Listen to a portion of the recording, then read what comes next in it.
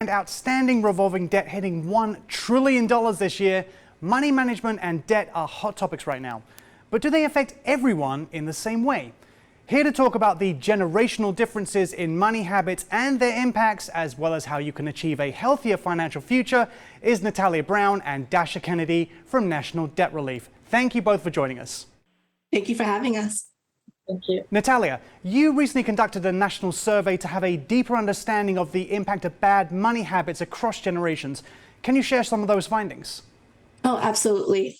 We wanted to better understand how generational differences impact attitudes and behaviors around people's money habits, and we found some really interesting differences.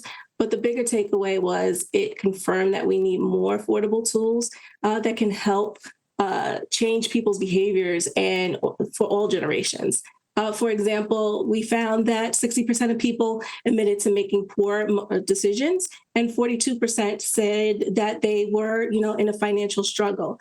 On the flip side, a majority of people claim that they have at least some information around how to develop better money habits, but over 50% hadn't incorporated those habits into their everyday behaviors. So we sometimes know better, but we aren't necessarily doing better, and that's a struggle.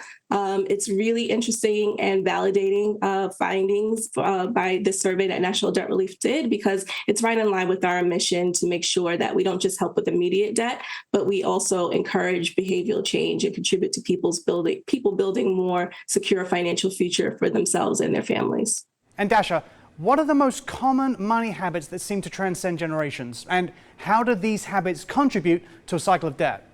Yes, and National Debt Relief survey, the most common bad money habits were writing off small purchases as insignificant. And these small purchases, they usually go unnoticed, like vending machine fees, last minute grabs at the checkout line, unused subscription services and memberships.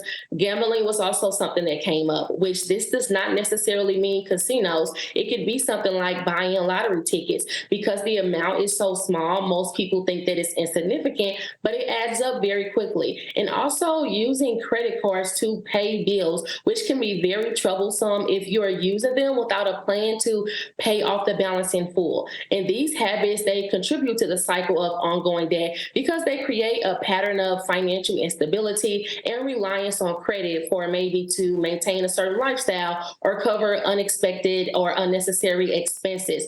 Over time, the charges and the fees, they add up, making it very challenging to break free of the cycle of debt. Dasha, how can younger generations break free from detrimental money patterns?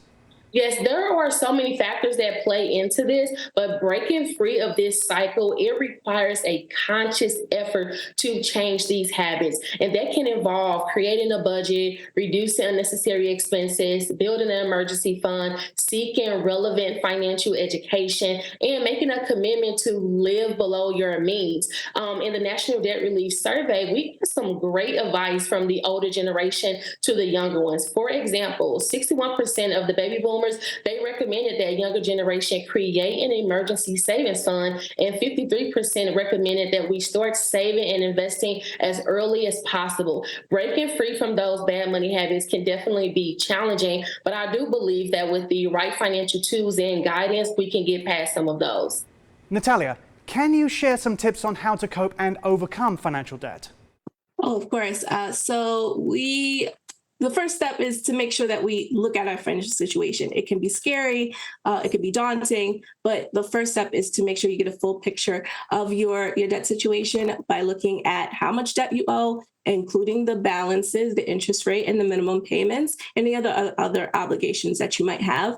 If it's overwhelming or you're struggling to manage it on your own, seek help from a reputable resource like a debt settlement company or a financial advisor so they can provide guidance to you.